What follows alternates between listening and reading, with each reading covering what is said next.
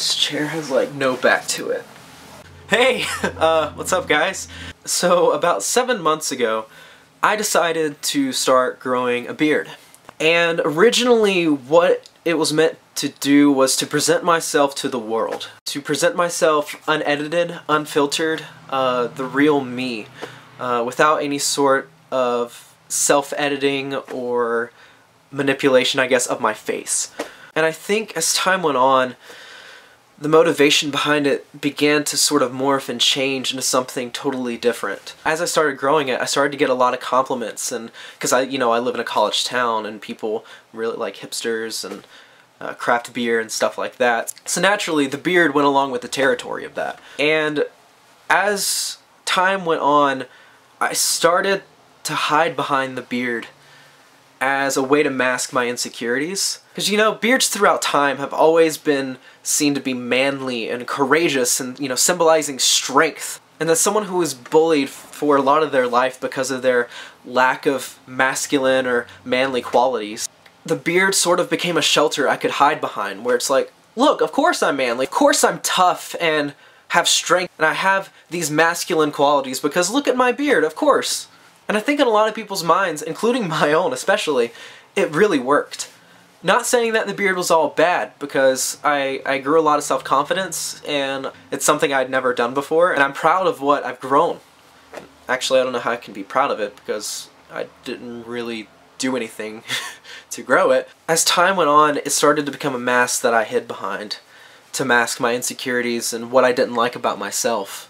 It became this sort of challenge to myself of how long I could go without cutting it. It had been like this many months, 2 months, 3 months, 4 months, 5 months, and just counting back, and people would ask, oh, how long has you been growing your beard? And I could be like, hey, I've been growing it this long. It sort of almost impressed people with how long I have not shaved my face, which is crazy. It sort of became this own idol in itself, where I couldn't cut the beard simply because of how long I had supposedly worked for it. And I'm a kind of person who loves to live in the past. No, that's probably not right. I probably don't love to live in the past, but I tend to do so anyway. So the beard was very symbolic of that. I could look, this is the result of all this time that has gone by.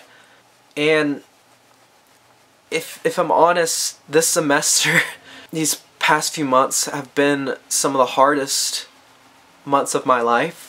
I've been through a lot. I've been through a lot of trials, a lot of hardship, a lot of negative things in my life that have gone on, and it's been really difficult, just on an emotional level.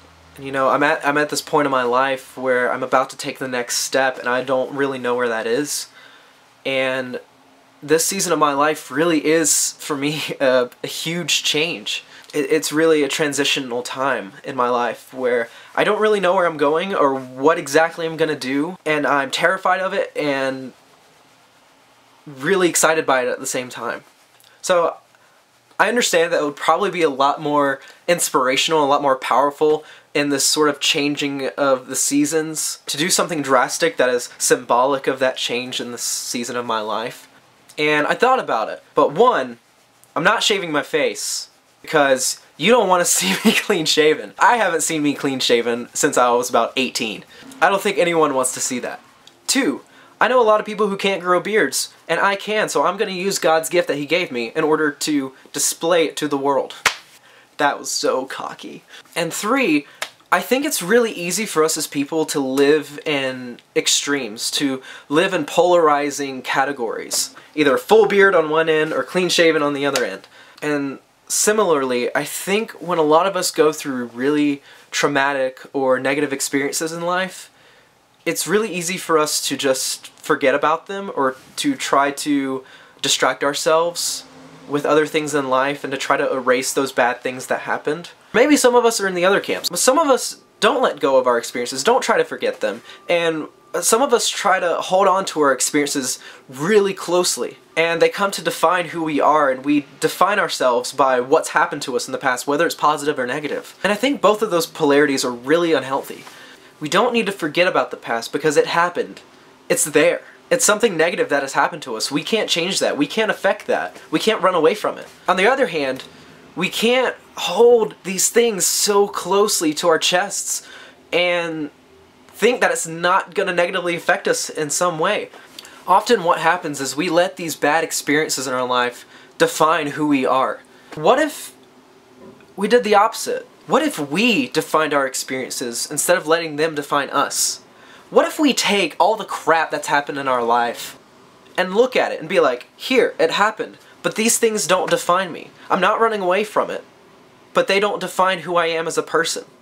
Because life is not about running away, and life is not about feeling sorry for ourselves. Life is not about shaving your beard every time you need some sort of existential release. Rather, life is about slowly shaping and molding the person who you want to be. Life is about taking the experiences you've been given and slowly crafting them and making them into your own story and sharing that with the world.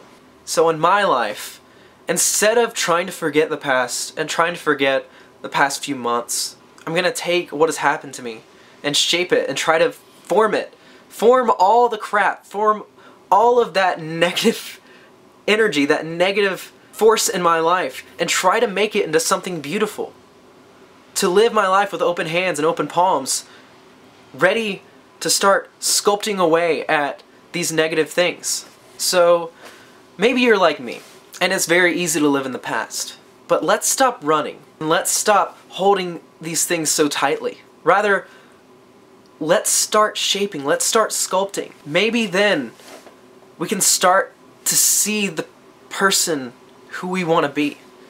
Maybe then we can start to see our ideal self.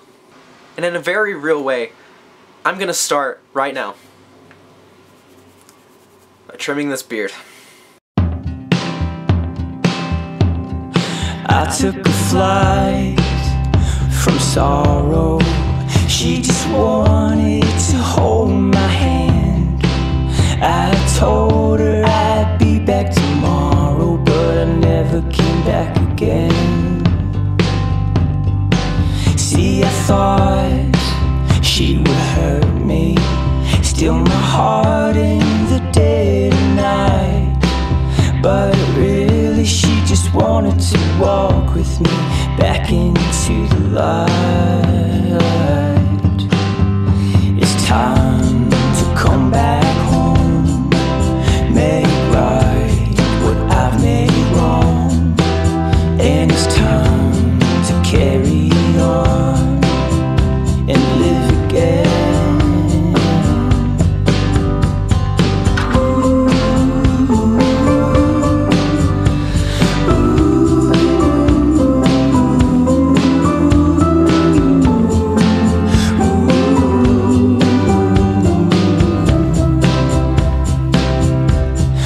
I hid my face behind laughter. Nobody even had a clue. But when the mask fell, it shattered, and everyone heard the truth. And my soul was unrestricted, and my wounds started to bleed. But suddenly the weight lifted, and I began to breathe. And it's time to come back home, make right what I made wrong. And it's time to carry on and live again. It's time to come back home, make right what I made wrong. And it's time to carry on and live again.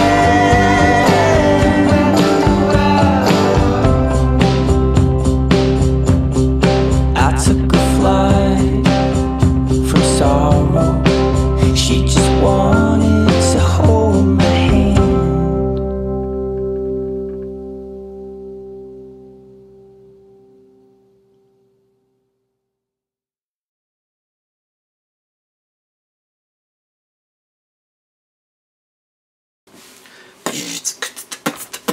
Beard. Beard. Oh, that was terrible.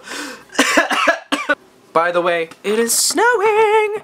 Oh, caught on my bed. It's beautiful. Oh my, damn it.